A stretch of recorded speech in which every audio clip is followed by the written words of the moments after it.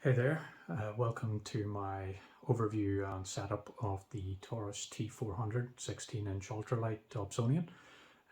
This is just going to be a brief little overview and setup of the scope for anybody that's curious or maybe is interested in potentially purchasing one and wants to know a little bit more about the setup process and how it's stored. So as you can see before you here, this is the telescope fully disassembled in its carry bags, which are an optional purchase, but optional they may be, they are essential if you're planning to keep this scope in any reasonable condition. The bags are of excellent quality, brilliantly made and put together. The banana shaped one to your right is for the support arms for the mirror box, and the rest of the scope is contained within the main bag. And what you don't see on camera is another bag that holds the truss tubes, the mirror box arm support bar, and the part of the DSC encoder system, which you will see later on. So just to give you a look inside the bag, I've already unzipped it. So just from the back, as you can see, you have your secondary that sits on top of the primary. So I don't have this screwed in, but when it's in place, you can actually screw the secondary into place where the truss supports will be screwed in. So it's a nice little design choice there. So if I lift this off, give you an overview of the secondary housing itself. I just went with the standard GSO Crayford style focuser. I'm very happy with it. The quality of it is excellent. The focus travel is very smooth, and it feels like a quality product. So I've no issues with that at all. The spiders or the spider vanes are excellent. These are the collimation knobs for the secondary, and the secondary mirror will have this, elastic pull cord bag just protected, and it does a more than adequate job. I have found no reason to replace it with anything else. So setting this aside, we have our primary mirror box here that is sitting in the rocker box, or as some people call them. I typically will call them a cradle from time to time. And that's about as much as I'll show here. So when I cut over to the next stage, we'll be outside and it'll be ready to get assembled. So see you in a moment. Okay, so now we're outside, and as you can see, the primary mirror cell and the cell arms and the truss tubes are before you. So starting with the truss tubes, they're a nice design. The tubes aren't single bars, they're all joined together. So just to demonstrate, so they can be unfurled like so.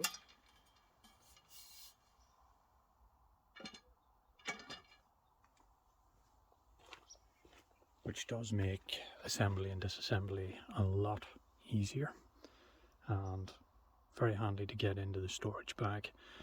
Just down below us right here is the cradle, and this is in particular very beautifully designed. I do like a lot of the thought that's went in here.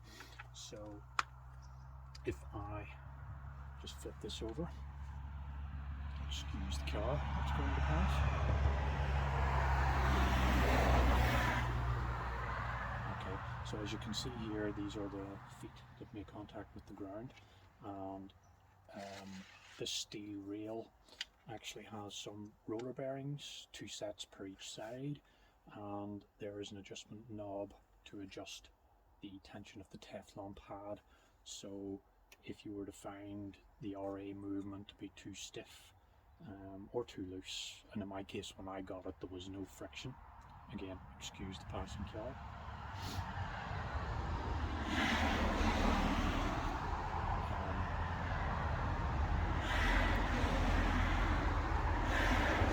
old-fashioned, go to do something and traffic appears out of nowhere.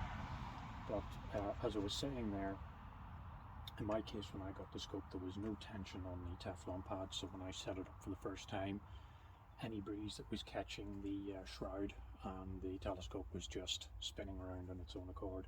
But in here is one of the DSCs, and this is where the declination arm gets mounted on for the other DSC, which you'll see later, and that's a RJ45 cable for communication with the DSC computer, which actually just mounts right here. So getting back to the other bits and bobs, I will just demonstrate.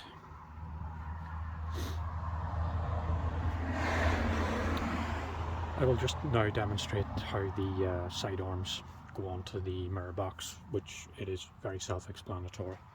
But the important thing to note with assembly is that this is going to be the front of the telescope. So the two collimation knobs here designate the front, and there's this particular orientation you have to put the truss tubes on as well. So when you take that into mind, then it makes it pretty much impossible to mount these side arms the incorrect way. But just to show it a bit better, I'm just going to change the position of this so it appears better on the camera. And again, something to point out, actually, when you're going to lift the mirror cell, never lift it from here. Always take it from the bottom. If you're lifting it from here, all the weight and pressure of the actual primary mirror is going onto the upper frame, which you do not want. So always lift from below, and I'll just turn it around like that.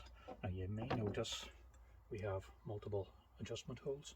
Now this is to adjust the actual height. Can't remember exactly why. I think it just does change the focal length to a certain degree. I like it down at the very bottom, which is what it recommends in the setup manual, I believe. In this orientation, it's perfect for visual observation. I would use several teleview eyepieces, and I never have to use an extension tube for getting any kind of prime focus in any of my eyepieces.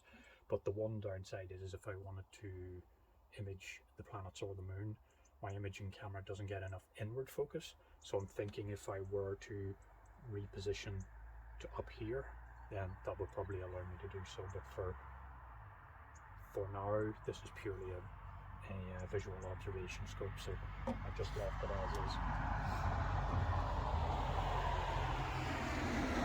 is. So this would be the left arm, and again, all these are done by nice big thumb screws, so the entire scope has been designed with the thought of being out on a cold winter's night, wearing gloves and not having to take the gloves off. And I have to say it has succeeded extremely well. Even collimation with these collimation discs or knobs or whatever, beautifully done. So simple to use, because it has I think it's an 18-point mirror cell. Collimation is rock solid. But anyway, all we do is align the hose, and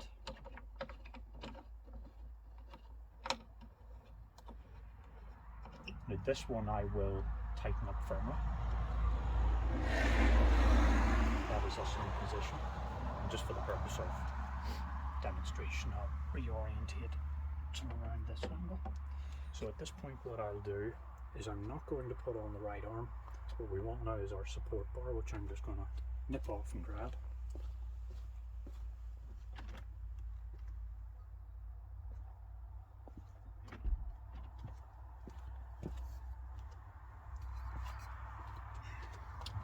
So this goes in like so. I just tighten that up.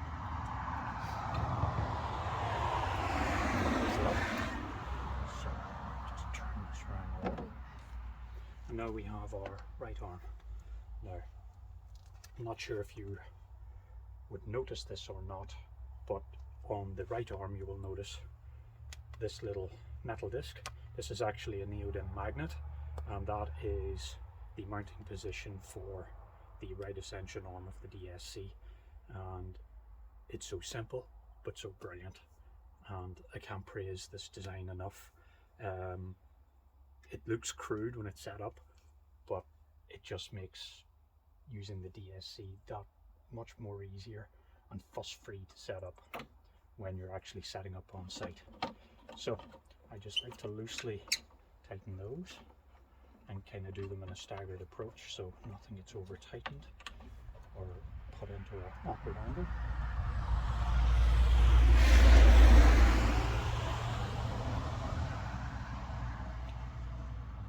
And that is that. That is our primary mirror cell now ready to be placed into the box. So what I'll do next is I'm going to reposition the camera, and I will put down the cradle, get it leveled, and then get the mirror into the cradle and carry on from there. Alright, so the cradle's on the ground and it's leveled and now ready to begin the next stage of the setup. So before I actually go and do that, I do want to point out the lifting method for the mirror cell when it's set up ready for to be seated into the cradle. So this, well, I'll give a visual, I'll show you what I mean to begin with. So it's not practical to lift at the sides, and so you're kind of limited to one option only, and that's a overhand grab. So I find when I'm going to lift, I like to lift and bring it to my tummy for some support. It just may be a bit awkward or stressful on some people's backs, because when this is assembled, it's about 15.5 kilos. So a long walk to where your telescope is being set up is probably not a good idea. So, but for now, I'll just go and get it in the box, and we'll then move on with getting the truss tubes going.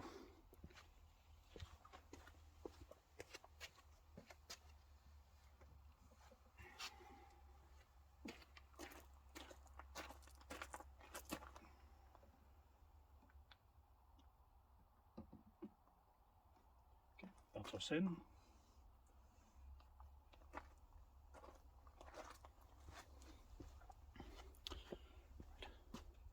And now we are ready for this install of our truss tubes. Now the thing to bear in mind with the truss tubes is the orientation is important. Now the user manual does state this, but on the tubes, one of the feet will have a white dot, which is this one here. So what that means is that white dot needs to be at the front of the telescope. So I will actually just place it down.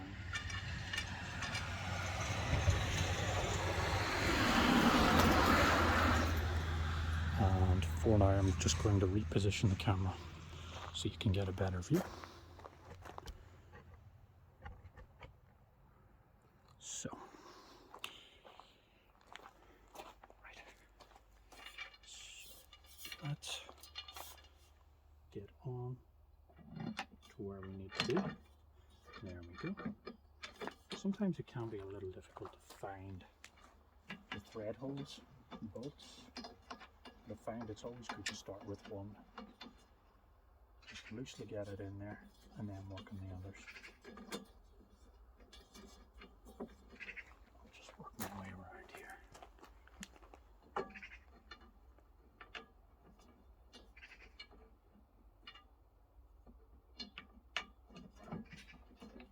Here we go, I think I got that. Yep, that is that. And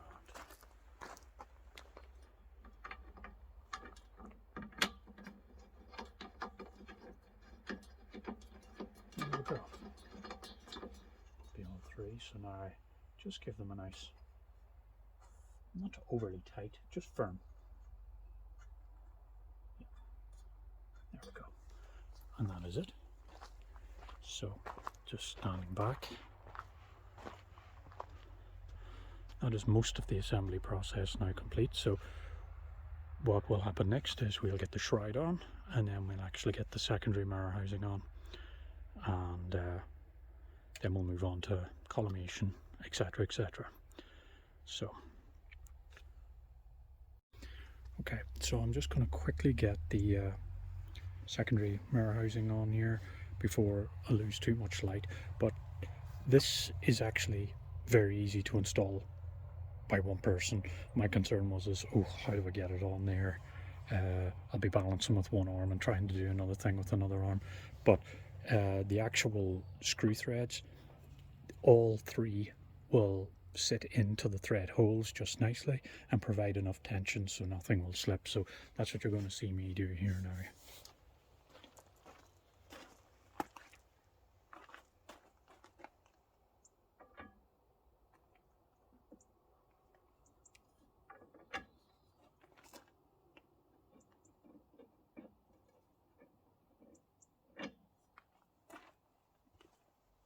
So as you can see, that's pretty stable and secure, and I haven't even screwed them in.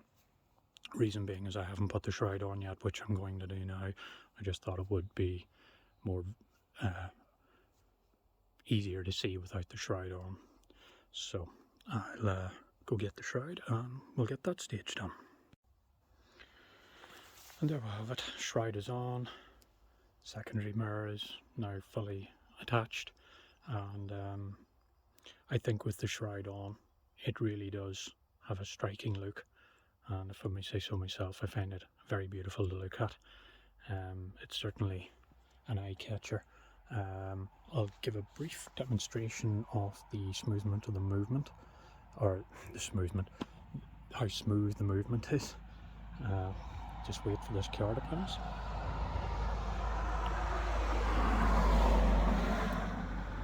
You would think I lived beside a main road, and I live in a country road where there's hardly any traffic, but anyway. So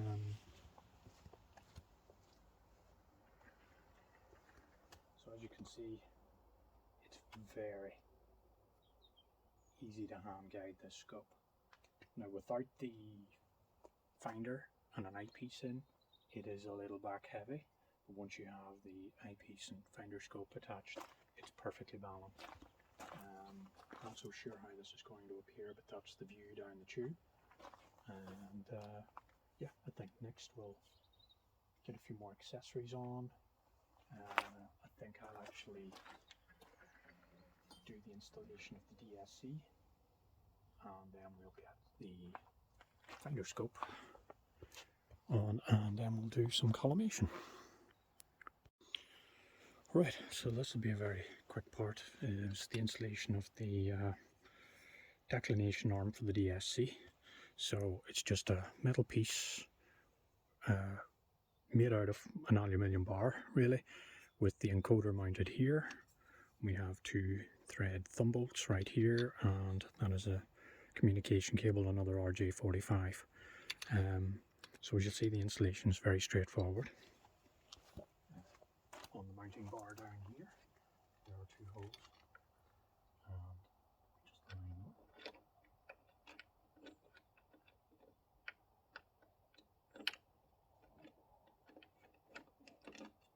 Of course, that's it. So, and this is where the magnet on the sidearm comes into play.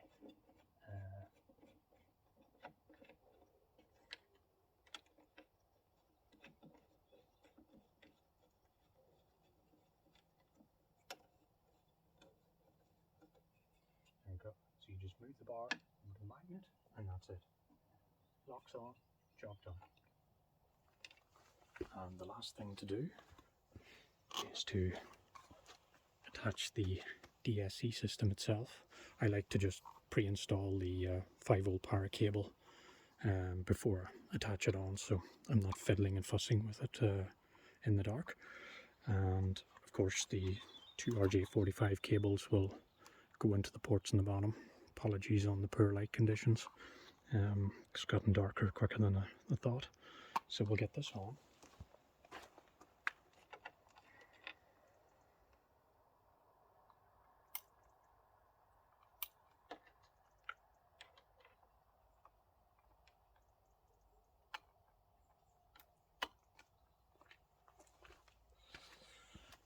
And that is that.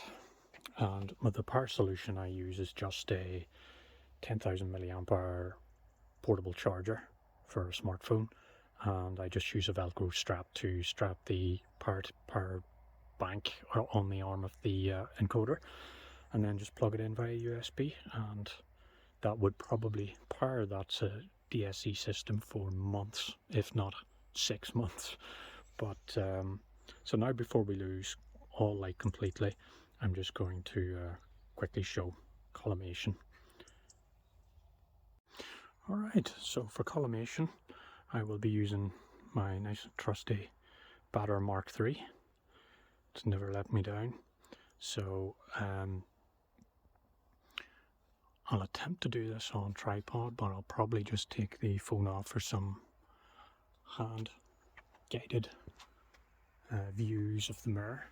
So, but one of the winning aspects of collimating this telescope is that it's completely toolless. No Allen keys, no tools of any kind, which is a big bonus. So, alright.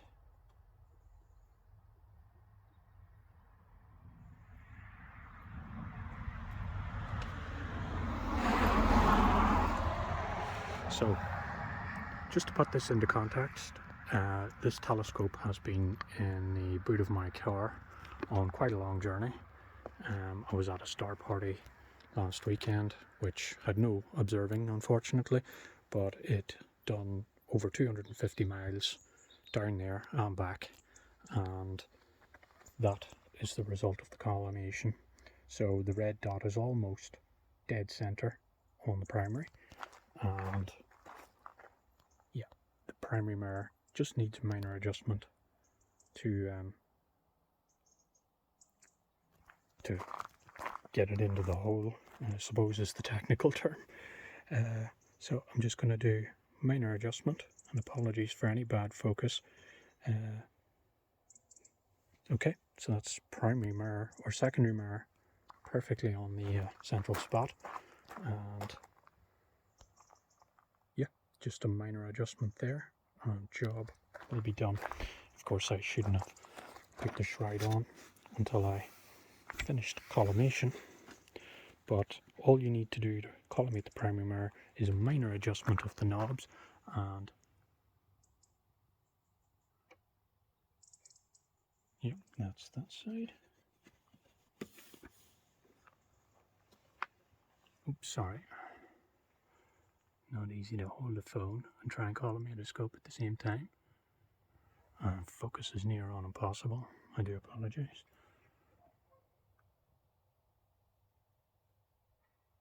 And that is it.